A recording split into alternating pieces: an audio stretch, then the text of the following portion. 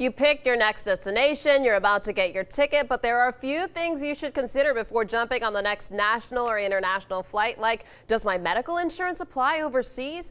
Personal injury attorney Ross Jurwitz is here to break it down for us. How are you? I'm doing fine. How about you? Good, good. So let's talk about medical insurance. Right. You know, how do you find out if that's going to help you if you're traveling in Panama or South America? Right. One of the things you want to do early on when you're researching your destination is you want to look at not only what destinations, what sites you want to see, but you want to look into the logistics. You want to check out the laws that apply to you, not only with respect to maybe, for example, rules of the road if you're driving, but also what you do if you get in trouble. If you have an injury, you have to go get medical attention. Something pops up.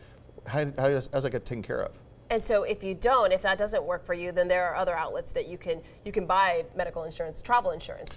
Right. As part of your research, you want to look into what is actually provided for you. I know when we just got back from Panama in February, and surprisingly, their national healthcare system covers tourists for free, and it's a great healthcare system. Oh, that's amazing. I was very, very skeptical about that, but every local I talked to said it's a fantastic system. Did you have to use it? No, thankfully not. But you could have. Absolutely. So you want to look into those options. You also want to look into, for example, if you're renting a car, whether or not your own auto insurance is going to apply. Mm-hmm. I know that many policies here in California specifically exclude Mexico as a covered location. So if you drive over to Mexico, your car gets stolen, you get in an accident, you're not covered at all, and you just lost your car. So when you're actually looking for places that you want to visit, you talk about hotels and things to see, but there are a few guidelines or things that you should actually check out on before you actually visit these locations. What are some of those things that we should consider?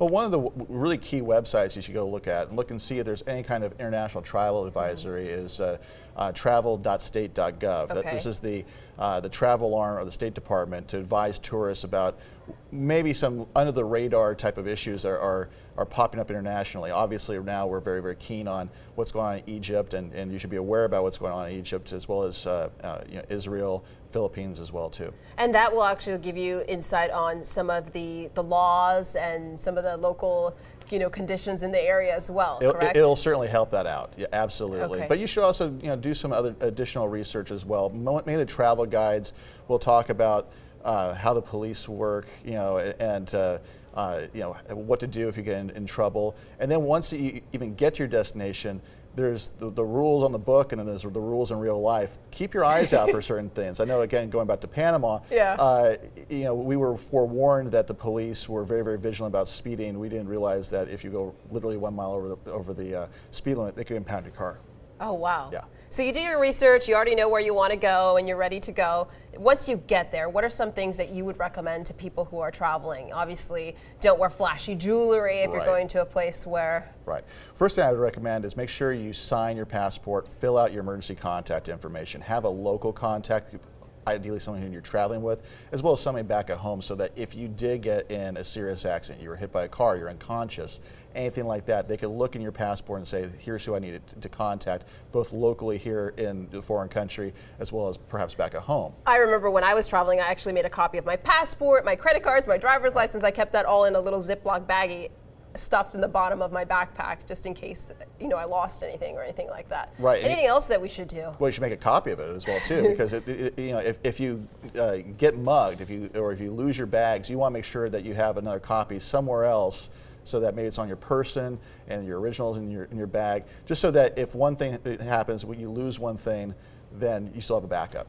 Exactly. Anything else that we should know? I mean, these seem pretty obvious, but sometimes we just forget. My main advice to everyone is, look, have fun on vacation, and definitely enjoy yourself, but don't get vacation brain. Don't leave your brain at home and all of a sudden, I don't have a care in the world, and do something silly and stupid.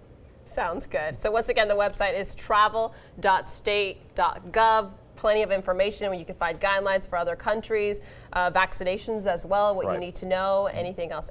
Any last words, anything you want to say? No, plan your trip, do your research, and have fun. Sounds good. Have a good time.